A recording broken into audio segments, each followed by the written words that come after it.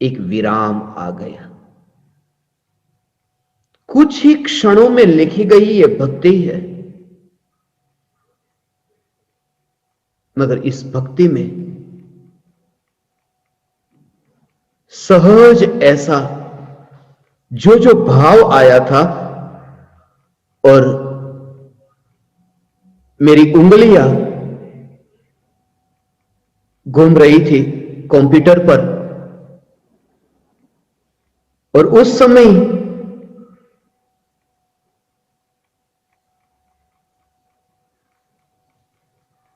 चैतन्य चैतन्य चैतन्य चैतन्य अल्प विराम आ गया। रुकना हो गया। लिखा जा रहा था, उस समय ही मुझे चौथे गुणस्थान की दशा स्मरण में आई थी कि चौथा गुणस्थान प्रकट होता है। ये कोई गिनती नहीं, कोई भाव नहीं कि ये गिन गिन करके, इसमें जो रचना हुई है, एक कौन से छंद की रचना है, इसमें कौन से अलंकार है, मैं कुछ भी नहीं जानता।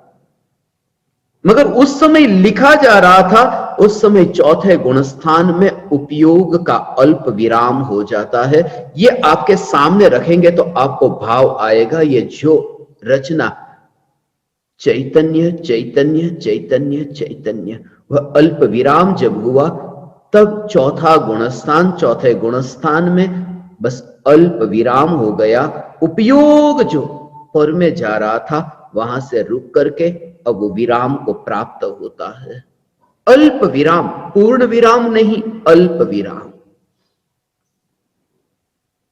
और फिर 2 बार जब मैंने लिखा था चैतन्य चैतन्य, तब चौथे से लेकर के फिर छठे गुणस्थान की मुनि की दशा स्मरण में आई।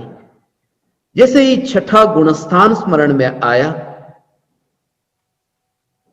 कि बस समय सार की छठी गाथा स्मरण में आई। ये 6 बार जब चैतन्य लिखा कि छठी गाथा, और छठी गाथा में ज्ञायक देव, वो जो ज्ञायक भाव है, यहां ज्ञायक देव लिखा। उसके पीछे कारण है, क्योंकि जब वह लिखा जा रहा था उस समय वहां पर पूर्ण विराम का भाव था, और पूर्ण विराम अर्थात देव की दशा। चौथा गुणस्थान है जब अल्प विराम होता है, और वह मुक्ति जहां पूर्ण विराम होता है। यह लिखा जा रहा था उस समय चौथे से लेकर के सिद्ध भगवान तक की दशा, और उस समय जो भाव थे वह मैं भाव आपके सामने व्यक्त करूं, उन भावों को मैं व्यक्त करूं।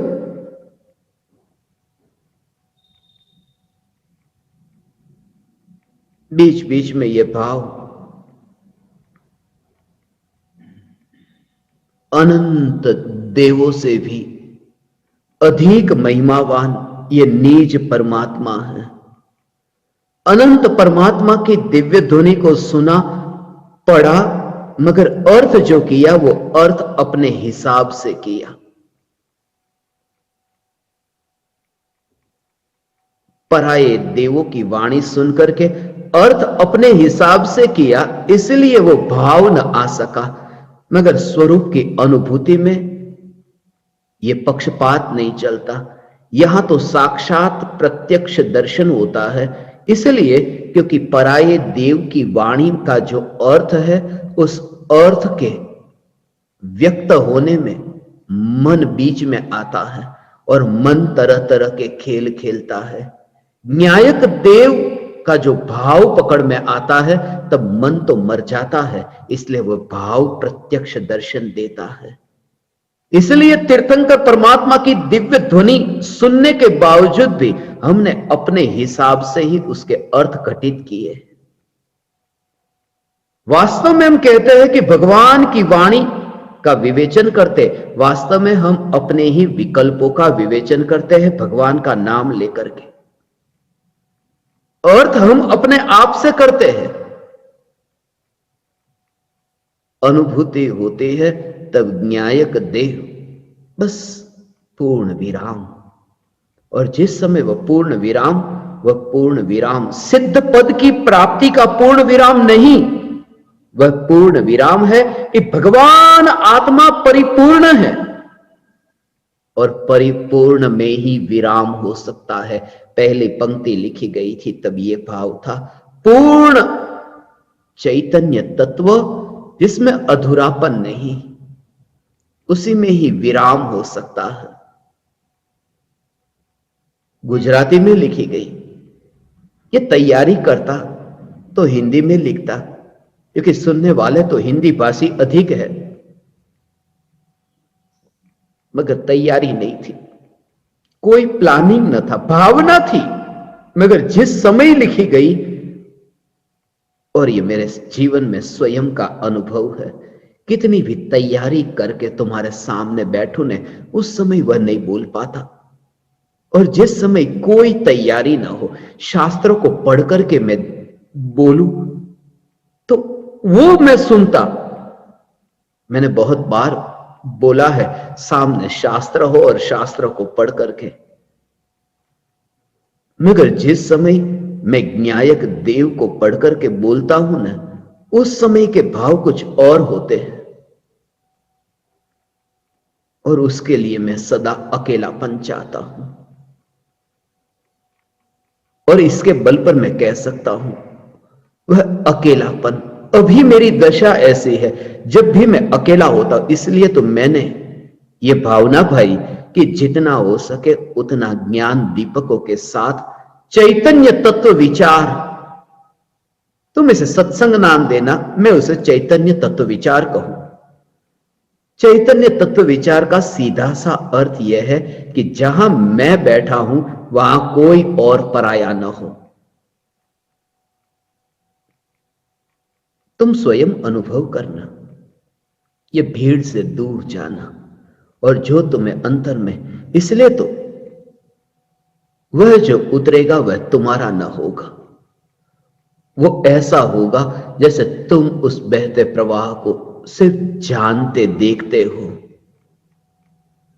इसलिए तो रविंद्रनाथ टैगोर कितने ही दिनों तक लिखते थे, दरवाजा बंद करके अंदर से कुंडी लगा देते।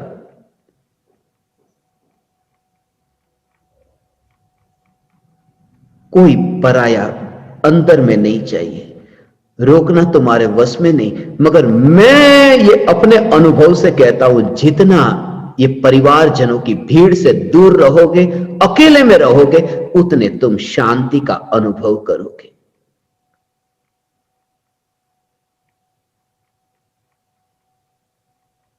मैं तो तुमसे कहता हूं कि तुम अपने परिवारजनों को भूलो, मगर थोड़ी देर पहले मैं सुन रहा था, मैं तुम्हें तुम्हारे परिवारजनों को भुलाने को कहता हूं, तुम मेरे परिवारजन मुझे याद दिलाते हो। मैं ये कहता हूं, छोड़ो ये सब झंझट, मेरे पास में अब समय कम है, इसलिए न्यायक देव के अतिरिक्त और कुछ भी नहीं। इसलिए जब भी तुम्हें अंतर में अहोभाव आए न, तो ये भक्ति गा लेना। मैं तुमसे निवेदन करता हूं, कोई तारीफ नहीं, भावना भाता हूं, इतना तुम्हारे समय का सदुपयोग होगा। चैतन्य चैतन्य चैतन्य, ये भक्ति गा लेना, क्योंकि मेरे बारे में तुम जो विवेचन दोगे वो तुम मेरे बारे में कह ही नहीं सकोगे। न्यायक देव, मैं तो एक एक समय को इतना अमूल्य समझता हूं, इसलिए कि ज्ञान दीपक भी ऐसा हो। इसलिए यदि जितनी भी तारीफ होती है, किसी भी ज्ञान दीपक को उसमें रुचि नहीं आनी चाहिए। तुम्हें सुनने में रस न होना चाहिए, तुम्हें ऐसा लगे कि कब बंद हो ये तारीफ और सत्संग कब शुरू हो। उसमें आदर होगा, ये आदर होगा, ये अनादर न होगा कि अरे जिनकी पुकार सुनते हो, उनकी तारीफ होती है, वो सुनने को मना कर दे, उनमें रुचि न ले, उसमें रस न ले, ना मत लेना, बिगड़ेगा समय। तुम तो एकमात्र चैतन्य चैतन्य चैतन्य और कुछ भी नहीं। हे ज्ञान दीपक, चैतन्य के अतिरिक्त कुछ भी नहीं। ये विचार मुझे अभी आ रहा था, क्योंकि जो थोड़ी देर पहले आप सुन रहे थे, उस समय मुझे विचार आया कि इसी समय एक समय और बीता और मेरे प्राण चले गए, तो जो बात मुझे चैतन्य की कहनी वो अधूरी रह जाएगी। तुम जिसके लिए मेरे सामने बैठे वो अधूरा रह जाएगा। यही तो विशेषता थी पूज्य गुरुदेव श्री कांजी स्वामी की। कितनी ही शिविर सोनगढ़ में हुई, मगर पूज्य गुरुदेव श्री कांजी स्वामी की उपस्थिति में जो शिविर होती थी, औपचारिकता औपचारिकता में मंगलाचरण होते। ये तो तुम्हें प्रोत्साहन के लिए ये तुम्हें 2 वाक्य बोलने को कहा, बाकी तो मेरी तो यही भावना है कि 2 वाक्य भी यदि बोलना हो तो सिर्फ इतना ही कि चैतन्य चैतन्य चैतन्य के अतिरिक्त और कुछ भी नहीं। सोनगढ़ में शिविर होती थी, शिविर का उद्घाटन करने वाला कोई करोड़पति आकर के वहां पर रिबन कट नहीं करता, उद्घाटन नहीं करता। गुरुदेव के मंगलाचरण से शिविर की शुरुआत होती, मंगलाचरण से ही प्रवचन होता और प्रवचन से ही यह शिविर शुरू हो गई। हे ज्ञान दीपक, मेरी ये भावना है तुम्हें चैतन्य के अतिरिक्त और कुछ भी नहीं। मैं तुम्हारा अनादर नहीं करता, मैं तुम्हें उस स्थिति तक देखना चाहता हूं जिसमें तुम्हें परम आनंद की प्राप्ति हो। ऐसा है ज्ञान दीपक, मैंने तुम्हें सिद्ध शिला के ऊपर देखना चाहा, मैंने तुम्हें वाणी के विलास में देखना नहीं चाहा। अनंत अनंत सिद्धों के संग विराजमान होना। छोटे मोटे आदमी के पास में क्या बैठ लेना। मैं तुम्हें कहता हूं थोड़े आगे बढ़ो। अनंत सिद्ध है न, अनंत सिद्धों को साक्षी रख करके, और जिस समय तुम अनंत सिद्धों को जानते हो और अनंत सिद्धों से भी महान ये निज चैतन्य परमात्मा, निज चैतन्य परमात्मा को स्वीकार करते हो, एक एक समय अत्यंत अत्यंत अत्यंत ऐसा तुम्हें अमूल्य लगता है कि जो बीता वह बीता, अब वापिस कैसे आए। इसलिए पूरी तरह से इस समय का सदुपयोग के चैतन्य, मुझे लगता है 1 घंटे का सत्संग होता है, ये समय बिगड़ा है, क्योंकि उस समय की पर्याय में निर्विकल्प रस, अंतर में निर्विकल्प अनुभव हो सकता था, ये बह गया। ये पुरुषार्थ की कमजोरी, ये कायरता, ये सत्संग नपुंसकता है और कुछ नहीं, क्योंकि राग नपुंसक है, राग से अनुभूति नहीं होती, सत्संग का विकल्प राग है, राग से कुछ नहीं होता। ज्ञान की पर्याय न्यायक में ढले, उसमें पौरुष है, उसमें अनंत पुरुषार्थ है। इससे सत्संग कमजोरी लगती है। देखता है ज्ञानी नपुंसक को, यह विकल्प उत्पन्न होता है, विकल्प को नपुंसक देखता है, और ज्ञान में, श्रद्धा में न्यायक देव का पुरुषार्थ भी जानता है। यह दृष्टि, भावना पाता हूं, हे ज्ञान दीपक, तुम मेरे भाव को समझो। चैतन्य चैतन्य चैतन्य चैतन्य, ये लिखा, और फिर चैतन्य चैतन्य न्यायक देव। जैसा मैंने तुमसे कहा, ये 42 का अंक 4 बार पहले लिखा, 2 बार बाद में, वो विकल्प भी 1 बार आया, ये भी कमजोरी है। बहुत सालों तक ये खेल खेला है ना न्यूमरोलॉजी का, तो वो विकल्प 1 बार आया था 42, मगर तब भी ठहर जा, कहा अपने में, कौन अपना? न्यायक देव।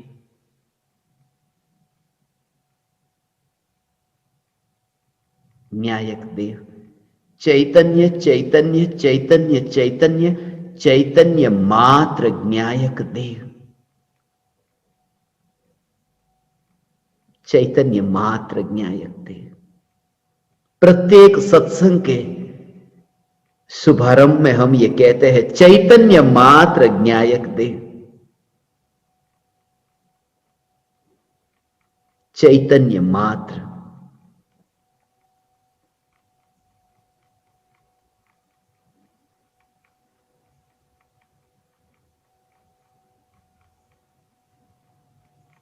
लिखने की क्रिया हो, लिखने का विकल्प हो, और लिखने के विकल्प को जानने वाला ज्ञान, जिस ज्ञान की पर्याय में यह विकल्प प्रतिबिंबित होता है, वह ज्ञान विकल्पों के जहर से जहरीला नहीं हुआ। ऐसा यह भगवान आत्मा है अनंत गुणाधिपति, मगर अनंत गुणाधिपति भगवान आत्मा में ये चैतन्य का ही रूप है। ये चैतन्य मात्र का है। वो चैतन्य मात्र, वो चैतन्य का अर्थ तो ज्ञान है।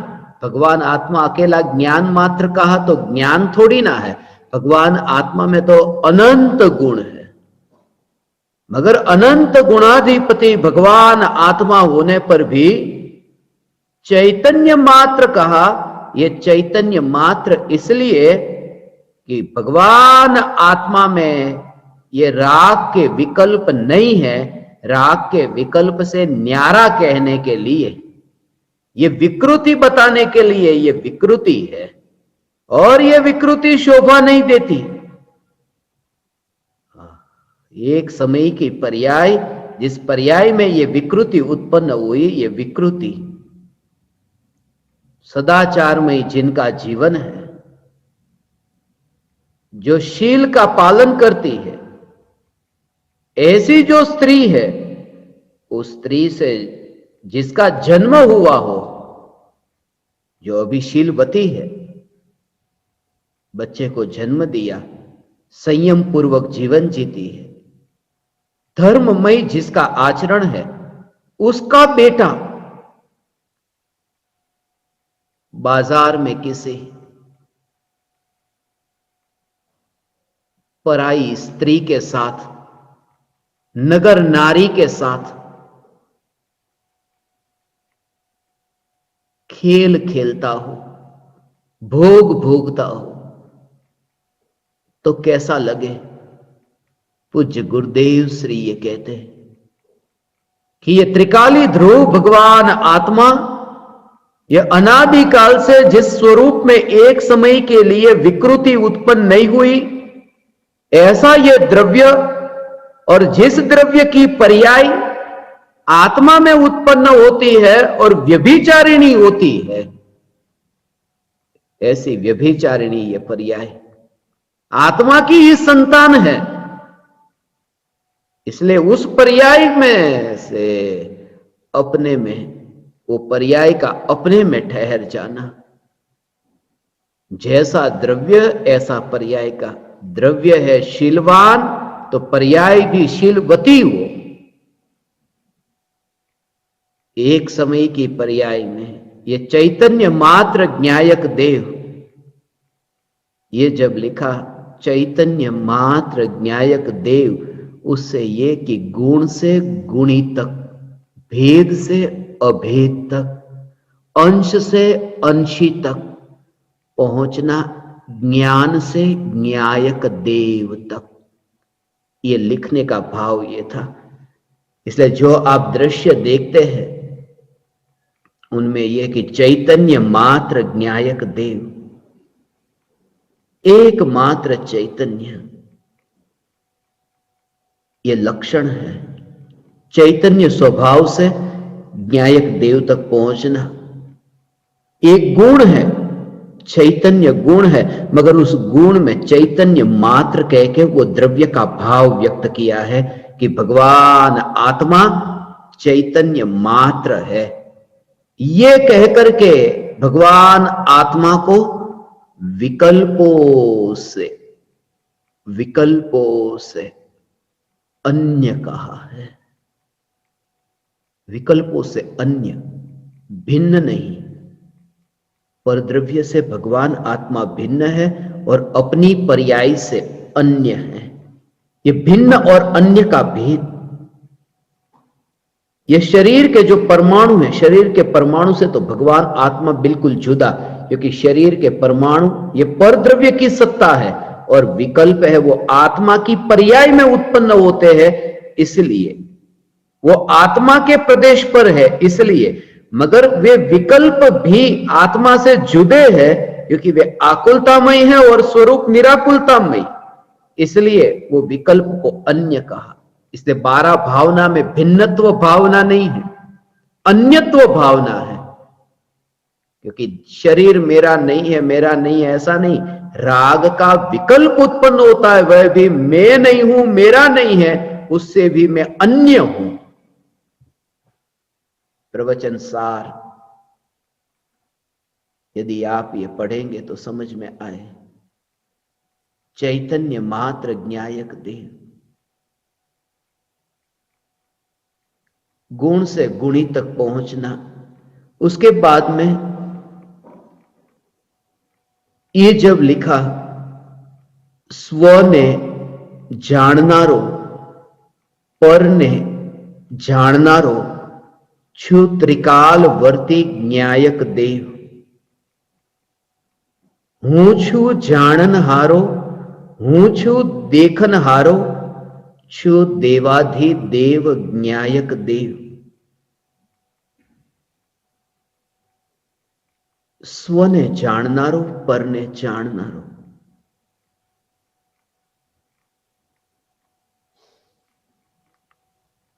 ये दोनों का स्वीकार किया। स्व पर प्रकाशक स्वभाव। भगवान आत्मा अकेला स्व को नहीं जानता, भगवान आत्मा अकेला पर को नहीं जानता। स्व पर प्रकाशक जिसका स्वभाव है, क्योंकि भगवान आत्मा सर्वज्ञत्व शक्ति संपन्न है। उसका सीधा भाव ये कि सर्वज्ञत्व शक्ति संपन्न है, तो सर्वज्ञत्व शक्ति का भाव ही है कि स्व को भी जाने और पर को भी जाने। मगर वो जानने का भाव क्या है, उसका विवेचन तो बाद में किया।